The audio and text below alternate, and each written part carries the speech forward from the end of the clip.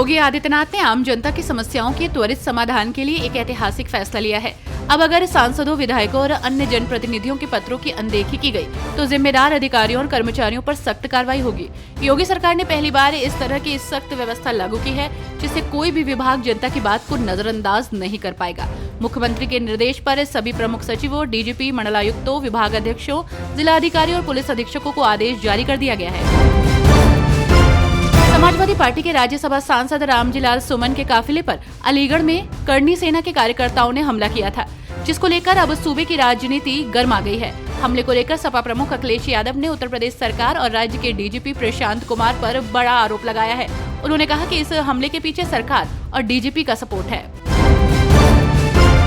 संभल की जामा मस्जिद सर्वे केस में इलाहाबाद हाईकोर्ट ने एएसआई को जवाब दाखिल करने के लिए 48 घंटे का अंतिम मौका दिया है। मस्जिद कमेटी को भी प्रत्युत्तर हलफनामा दायर करने का आखिरी अवसर दिया है। कोर्ट ने सुनवाई की अगली तारीख 5 मई तय कर दी है। कोर्ट ने ये भी कहा है कि ये अंतिम अवसर है।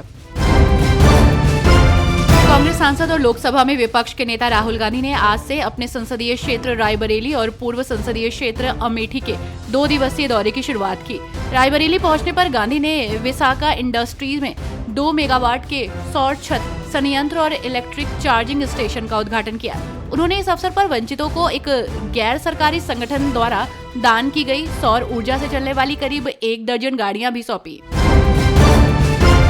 यूपी के रायबरेली में सांसद राहुल गांधी के दौरे से पहले राजनीतिक सरगर्मी तेज हो गई है। हरचंदपुर क्षेत्र में सांसद के खिलाफ रात में होर्डिंग और पोस्टर लगा दिए गए हैं। इनमें उनके पिछले बयानों पर तीखी प्रतिक्रिया व्यक्त की गई है। पोस्टर्स में लिखा, तुम जातिवाद से लड़ोगे तो हम राष्ट्रवाद से जोड़ेंगे। राहुल गांधी जी, कृपया हमारी रायबरेली को जातिवाद में मत उलझाइए। धर्मनगरी काशी से राष्ट्रीय स्वयंसेवक संघ ने पूरे देश को बड़ा संदेश देने की तैयारी कर ली है। अक्षय तृतीया के मौके पर सरसंघ चालक मोहन भागवत की मौजूदगी में 125 बेटियों का कन्यादान किया जाएगा। सामूहिक विवाह समारोह में पहली बार बारात निकलेगी।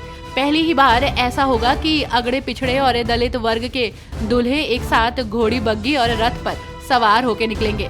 इन पिछड़े और दलित दूल्हों और बेटियों का स्वागत के लिए शहर के अगड़े समाज के लोग मौजूद होंगे। पहलगाम आतंकी हमले में मारे गए कानपुर के शुभम द्विवेदी को लेकर अखिलेश यादव के बयान पर सियासत तेज हो गई है।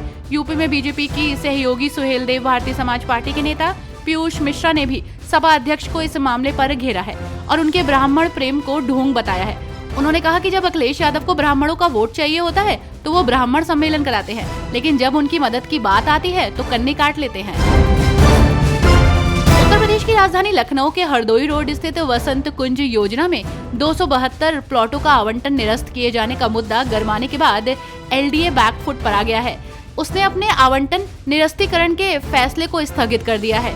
आगे के निर्णय के लिए एक कमेटी भी बनाई गई है। एलडीए के अपर सचिव सीपी त्रिपाठी ने बताया कि ये कमेटी देखेगी कि योजना के लिए जमीन किस तरह मिल सकती है ताकि आवंटियों को प्लॉट दिए जा सके। इलाहाबाद हाईकोर्ट ने हाथरस दलित दुष्कर्म कांड के समय चंदप्पा थाना इंचार्ज रहे इंस्पेक्टर दिनेश वर्मा के खिलाफ सीबीआई कोर्ट में चल रहे आपराधिक केस को रद्द करने से इनकार करते हुए याचिका खारिज कर दी है। कोर्ट ने कहा, थाने की सीसीटीवी फुटेज, जीडी की फर्जी एंट्री और कर्तव्य पालन में लापरवाही को देखते हुए ये नहीं कहा जा सकता कि प्रथम दृष्टया याची के खिलाफ केस नहीं बनता। उत्तर प्रदेश की योगी सरकार अवैध मदरसों और मस्जिदों पर कड़ी कार्रवाई कर रही है। प्रशासन की टीम ने 4 जिलों में 20 से अधिक अवैध मदरसों, मस्जिदों और अन्य धार्मिक संरचनाओं के खिलाफ कार्रवाई की है। कब्जे की जमीन और तालाब में बने अवैध मदरसों पर योगी सरकार का बुलडोजर चला है। अधिकारियों ने 12 गैर मान्यता प्राप्त मदरसों के खिलाफ कार्रवाई की है और वैध दस्तावेजों की कमी के कारण उन्हें सील कर दिया। अब तक 32 ऐसे मदरसों के खिलाफ कार्रवाई की जा चुकी है।